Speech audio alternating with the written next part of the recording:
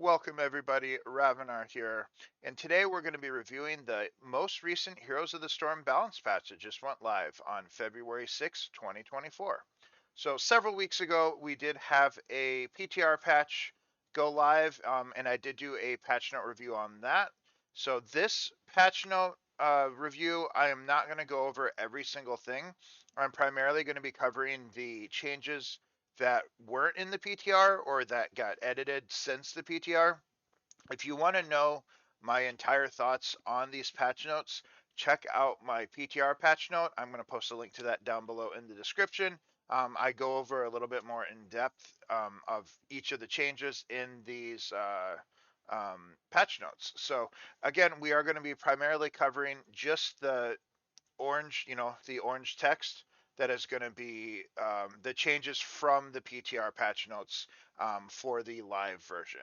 So as always, I do want to remind you guys that I do stream on Twitch. So I'm also going to post a link to that down below in the description. So I encourage you guys to check me out on Twitch. Also, make sure you guys do subscribe to my YouTube channel and like, comment, do all the YouTube stuff. Check out my other videos as well. We do have a lot of other videos in content. We do discussion videos, we do guides for various heroes. So a lot going on in the YouTube channel. So I encourage you guys to subscribe to me there. But let's get into the patch notes for February 2024. So obviously this is a very exciting time with, a lot of balance changes coming. So we're starting out with the change to the general, which was obviously added XP given to the enemy display. So show up as purple floating text. So that's just a slight visual change. These are the changes that people are going to be most interested in. These are going to be the balance updates. So in the PTR patch notes, it was actually going to be it was initially 80 and then they lowered it to 75, so they actually nerfed. It's a buff to the Lily jugs but a slight nerf to what it initially was going to be, which is 80. So again, this is still going to be a pretty decent buff to Lily.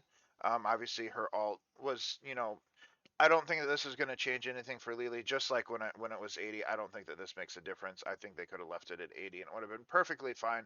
There's a lot of other things they need to change to make Lily more viable. This isn't really going to make a big difference. It is obviously better, but it isn't going to be the biggest difference. Medivh, like I said in the PTR patch notes, I don't think needed a change. I think that Medivh was in a perfectly fine spot where he was. He is a very high risk, high reward, takes a very coordinated team. But with these, initially it was 6 seconds. They lowered it down to 5, so it's going to be a 1 second buff going into the live server. And then obviously the mage armor is going to 40. It was initially 50, but it is dropping down to 40. So I think that this is probably going to help Medivh. I think even with it being 40 instead of 50, this talent will most likely start getting picked a little bit more. Again, don't think Medivh needed a buff. It is the Raven Familiar, I believe, is the name of the talent that people pick right now. I think that this will be a very good alternative for that talent. Giving everyone 40 armor is pretty good for 5 seconds.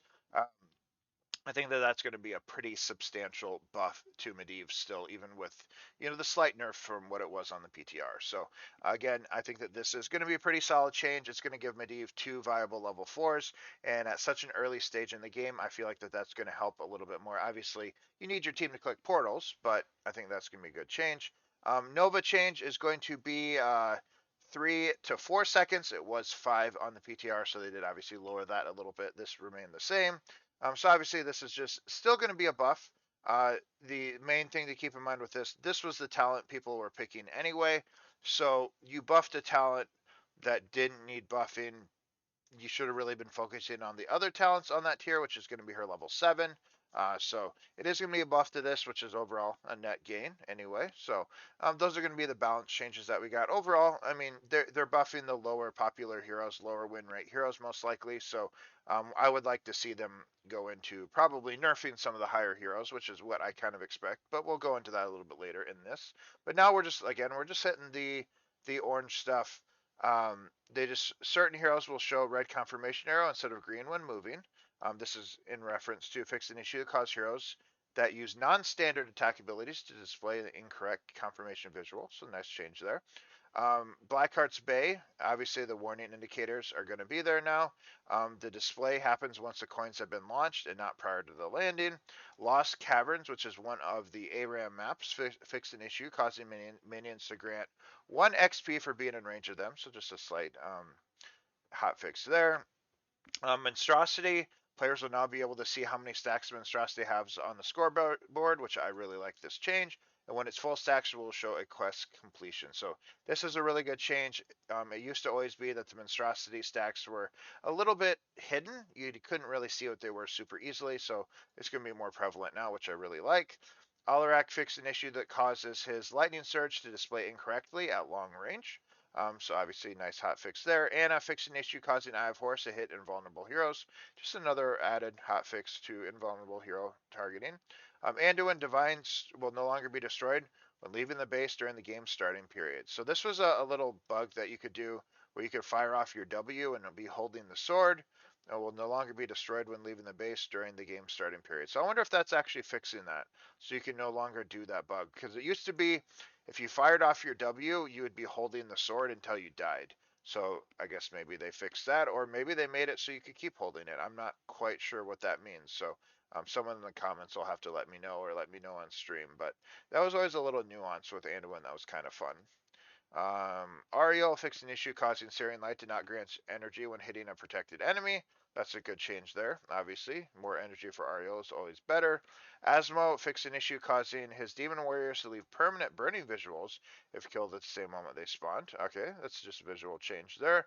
Fixed an issue causing Titus Sin to leave visual markers at place of death. So I've seen this before where, you get the little visual bug where the little circles and stuff stay there. It's a good change to that. No longer possible to cast Titus Sin when it is already active. Didn't even know that was a thing, but obviously good there. Fix an issue causing Blaze to deal bonus damage to enemies hit by another Blaze's flame stream. So this has got to be an ARAM because obviously in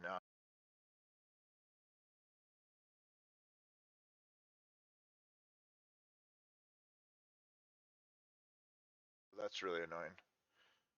All right, so my headset died during that, which is annoying. So hopefully that doesn't happen again. But we're going to go ahead and just keep rolling.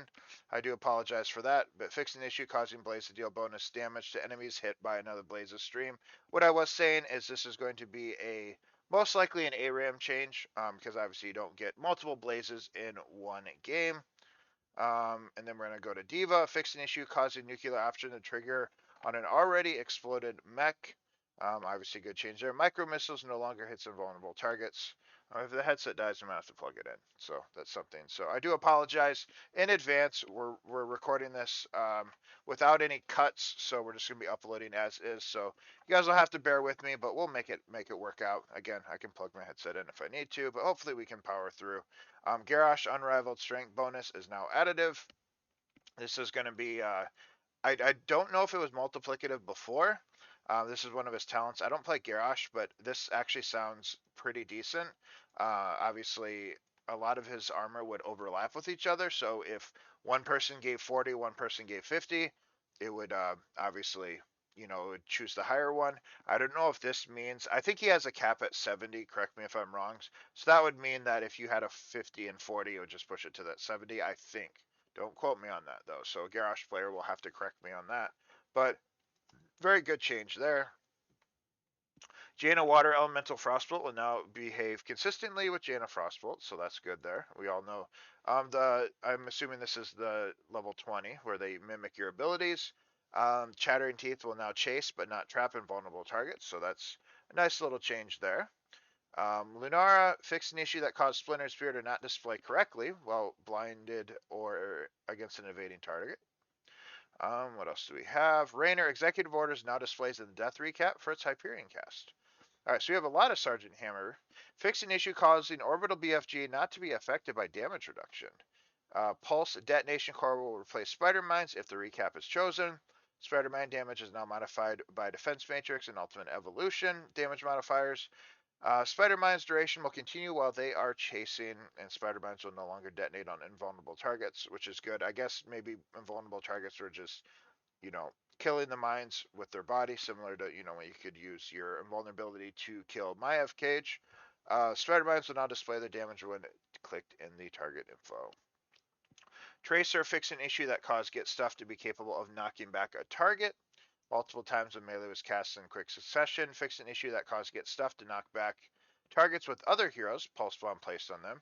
And Locked and Loaded will now cause Tracer's basic attacks to display as criticals when active. All right, so that is going to be, again, not a ton of changes to this, but obviously this is the most recent balance patch going live. So overall thoughts on this, again, if you want to know my full thoughts on the balance patch, check out the PTR patch note review that I did, which I will link in the description down below. So if you want to know my full thoughts on everything, but overall, I'm very, very happy for these changes. It's nice to see some breath, breathed breath into the game. That's not how you say that. It's nice to see life breathed into the game. I'm not good at grammar, so you'll have to bear with me. But it's nice to see some changes. It's nice to see some love shown to the game. Again, we all know there is a lot of speculation, nothing confirmed, but a lot of speculation that the game is eventually going to end up on Steam. A lot of these changes just kind of are indicative of that. So while I do have no information or anything, involving that, a lot of these changes do seem to point towards that as a possibility. What I would like to see is obviously they are buffing lower win rate, lower popularity heroes. What I would like to see them do is nerf higher win rate and higher oppressive heroes. So things like Hogger, Stukov, Junkrat. Obviously, I will be missing some, but you guys get what I'm saying. Nerf some of the heroes that are kind of hard to play against. I personally think that the balance of the game is in the best that it has ever been. Obviously, at higher elos, that is going to be a little bit of a different discussion.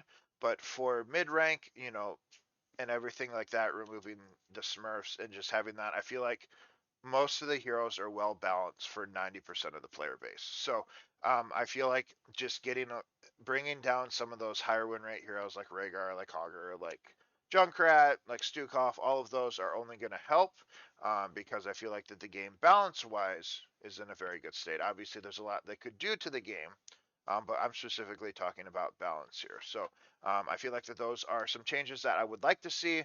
We'll have to, it remains to be seen if that's what's coming next. I feel like I hope that there will be. I have an inkling that maybe it will be. But again, I have no basis behind that. I just, my own personal feeling. So anyway, that is a quick review of the most recent patch notes. Hopefully you guys are enjoying the new patch. Let me know in the comments what you guys think about these changes and anything else that might be happening in the game.